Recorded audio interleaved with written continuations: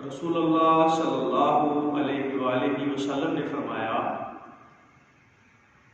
कि सूद देने वाला, सूद लेने वाला,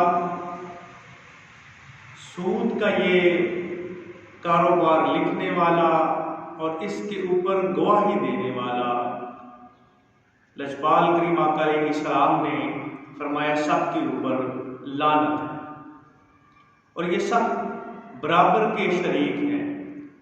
अब ये नहीं कि सूद देने वाला वो ज़्यादा गुनाहगार है, सूद लेने वाला कम गुनाह का मालिक है, नहीं, बल्कि सब के ऊपर बराबर गुनाह है। बंदे कहते हैं मजबूरी थी इसलिए ले रहा, मजबूरी भी हो तब भी सूद लेना जायज़ नहीं है, सूद का कारोबार करना जायज़ नहीं है। ये बड़ा सख्त गुनाह है, इतना सख्त गुनाह है।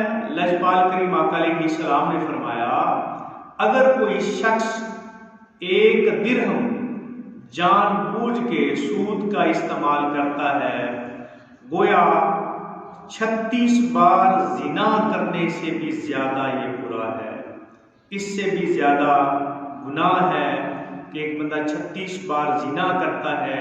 उससे भी कहीं ज्यादा बुरा ये है कि कोई शख्स सूद का कारोबार करे, सूद का लेन देन करे, किसी भी सूरत में जायज़ नहीं है।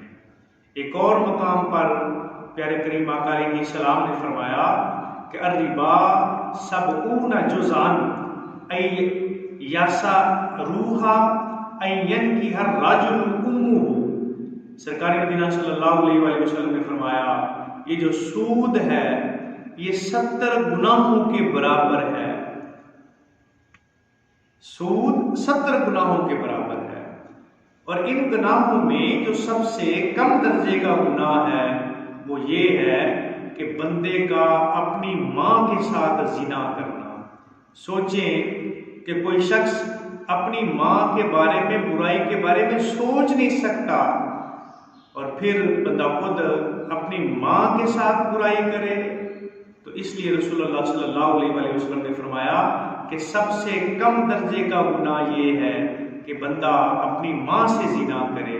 इसलिए मेरे इस्लामी भाई बहनों, किसी भी सूरत में सूद लेना देना, इसका गवाह बनना, इसका लिखना जायज़ नहीं है।